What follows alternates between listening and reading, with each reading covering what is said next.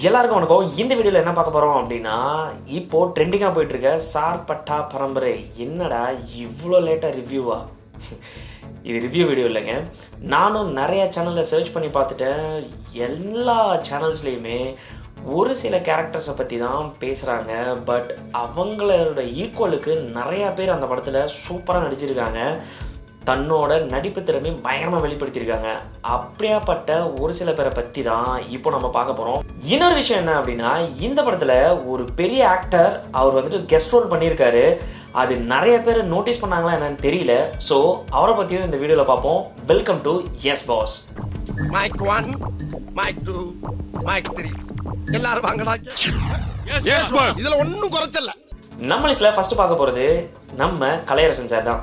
அவர் பார்த்தீங்கன்னா படம் ஃபுல்லாக ட்ராவல் ஆகிருப்பார். அவரோட இன்ட்ரோடக்ஷன் சீனில் ரிங்கில் வந்து நிற்கிறப்பையும் வேறு லெவலில் பண்ணியிருப்பார். அந்த ஸ்டைலாக இருக்கட்டும், அவரோட அந்த பாடி லாங்குவேஜாக இருக்கட்டும் சூப்பராக பண்ணியிருப்பார். அந்த ஆட்டிடியூடும் செம்மையாக காமிச்சிருப்பார். அவர் படம் ஃபுல்லாக பார்த்தீங்கன்னா ஒரு நெகட்டிவ் ஷேட்லேயே வந்துட்டுருப்பார். என்னை பொறுத்த வரைக்கும் என்ன அப்படின்னா, எல்லா மனுஷங்களும் அவரோட கேரக்டர் நல்லா பாருங்கள். எல்லா மனுஷங்களும் ஒரு டைமாவது நம்ம வாழ்க்கையில் ஒரு டைமாவது அவர் மாதிரி இருந்திருப்போம். ஃபார் எக்ஸாம்பிள், தன்னோட இடத்த இன்னொருத்தன் பிடிச்சிட்டான் அப்படின்ற அந்த கோவத்தை வெளிப்படுத்துறதா இருக்கட்டும். அடுத்தது பார்த்தீங்கன்னா, சரி என்னதான் இருந்தாலும் நான் பாக்ஸிங் ஜெயிக்கணும் அப்படின்றதுக்காக லாஸ்ட்டில் வந்துட்டு நம்ம ஹீரோவை போய் காப்பாற்றுற சீனாக இருக்கட்டும், அவ்வளோ உண்மையாக இருக்கும். எனக்கு தெரிஞ்சு நான் அதுதான் சொன்னேன். நான் என்ன அப்படின்னா, நம்ம மனுஷங்க எல்லாருமே ஒவ்வொரு தருணத்தில் அந்த மாதிரி தான் ரியாக்ட் பண்ணியிருப்போம். ஸோ அதாங்க சொல்கிறேன். அவர் கலையரசன் சார் வேறு லெவலில் நடிச்சிருப்பார். வாழ்த்துக்கள் சார். திரும்ப நீங்கள் ரீஇன்னிங்ஸ் கொடுக்கறதுக்கு வி ஆர் வெயிட்டிங்.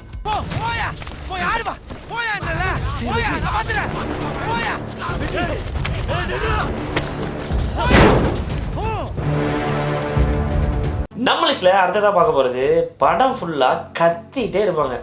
ஒரு லிமிட்டுக்கு மேலே அப்படி பார்க்குறப்ப என்னடா கத்திக்கிட்டே இருக்காங்க அப்படின்னு தோணுச்சு. பட் என்னோட ஃப்ளாஷ்பேக்கை நான் யோசிச்சு பார்த்தேன் அப்படின்னா, எங்கள் அம்மா இப்படி தான் கத்திட்டு இருப்பாங்க. ஒரு மாதிரி நேச்சுரலாக நடிச்சிருப்பாங்க. கேமரா முன்னாடி இருக்கும், அந்த மாதிரி எந்த ஒரு விஷயமே கிடையாது. அழகாக நடிச்சிருப்பாங்க. இது நிறைய பேர் ஓவர் ஆக்டிங்ன்ற மாதிரி தெரியுதா என்னன்னு தெரியல. பட் சூப்பராக பண்ணியிருக்காங்க. ஒரு ரியலாக இருந்தது. அனுபமா குமார்.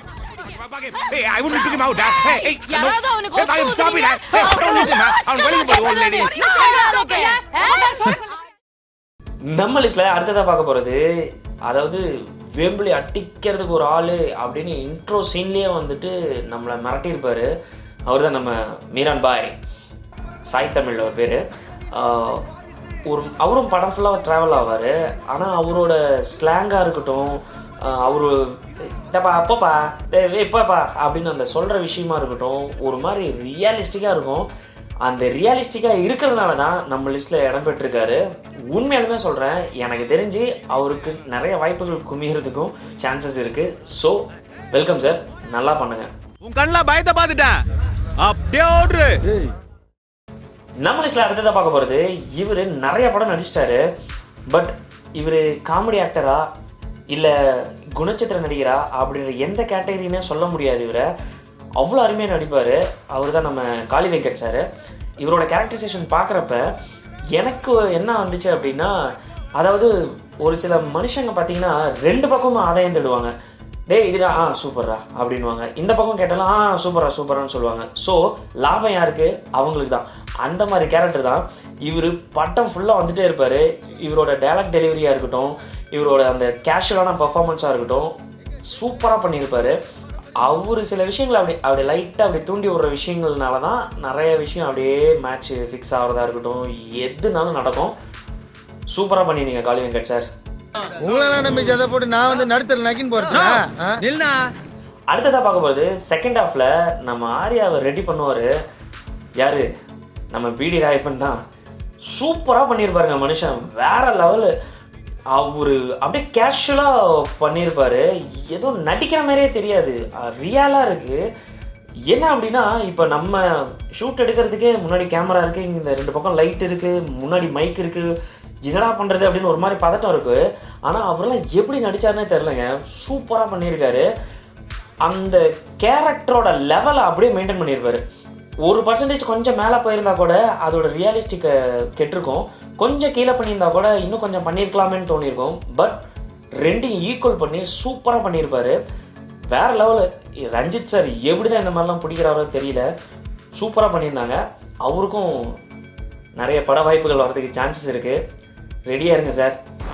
நீ பண்ண நான் பாத்துக்கிறேன். போய் துடுப்படுப்பா, போய் துடுப்படுப்பா. அடுத்ததாக பார்க்க போகிறது ரொம்ப கஷ்டமாக இருந்துச்சு. என்னடா இவ்வளோ பெரிய கேரக்டரை இந்த மனுஷன் அசால்ட்டாக பண்ணிவிட்டு நம்மளோட இல்லையே அப்படின்னு நினைக்கிறப்போ ரொம்ப கஷ்டப்பட்டேன். வேற யாரும் இல்லை, நம்ம மாறன் சார் தான். இப்போது ரீசெண்டாக கோவிட்டில் நம்மளை விட்டு போயிட்டார். பட் அவரோட கேரக்டரைசேஷன் ஒரு எம்ஜிஆர் சார், அந்த கருப்பு எம்ஜிஆர் எப்படி இருப்பார், அவங்களோட பாடி லாங்குவேஜ் எப்படி இருக்கும், அவ்வளோ அழகாக பண்ணியிருப்பாங்க. சூப்பராக பண்ணியிருப்பாப்புல. அந்த கேரக்டர் வடிவமைச்சது வந்துட்டு ஒரு மாதிரி வேறு மாதிரி கொண்டு போயிருந்தார் ரஞ்சித் சார். சூப்பராக பண்ணியிருந்தார் அவர் நடித்தது. பட் அவர் இருந்திருந்தா கன்ஃபார்மாக சொல்கிறேன் இன்னும் நிறைய படம் பண்ணியிருப்பார். பட் ஒரு நல்ல நடிகரை நம்ம மிஸ் பண்ணுறோம். எமர்ஜென்சி உன்னை வெட்டதுக்கு 6 மாசம் ஜெயிலுன்ட்டு வரானுங்க. இன்னும் உனக்கு அடங்கலையா? வீடியோ ஸ்டார்டிங்கில் ஒரு இன்ட்ரெஸ்டிங்கான விஷயம் சொன்னேன் இல்லைங்களா, பெரிய ஆக்டரு இந்த படத்தில் ஒரு கெஸ்ட் ரோல் பண்ணியிருக்காரு அப்படின்ட்டு. ஏதாவது கெஸ் பண்ணியிருந்தீங்களா? வேறு யாரும் இல்லை, நம்ம பொல்லாதவன் படத்தில் வில்லன் நம்ம கிஷோர் சார் தான். யார், என்ன கேரக்டரு யோசிக்கிறீங்களா? வேறு யாரும் இல்லை, நம்ம ஆர்யாவோட அப்பாவாக தான் நடிச்சிருந்தார். அவர் நடித்தது வந்தது கொஞ்சம் சீனாக இருந்தாலும் அதை சிறப்பாக பண்ணியிருக்காரு. அவரோட ஆக்டிங் பற்றி சொல்லவே தேவையில்லை, சூப்பராக பண்ணியிருக்காரு.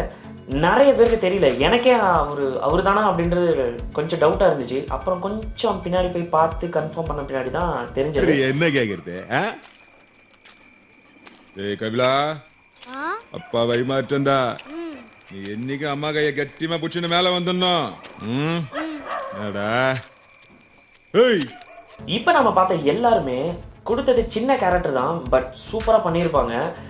அதை ரெக்கக்னைஸ் பண்ணுற விதத்தில் தான் இந்த ஒரு வீடியோ பண்ணியிருக்கோம். என்னடா அவன் திரும்பவும் ஸ்டுடியோவில் வந்துட்டு உக்காண்டான் அப்படின்னு நினைக்காதீங்க. அடுத்தடுத்த சோதனைகள்லாம் உங்களுக்கு வந்துட்டு தான் இருக்குது.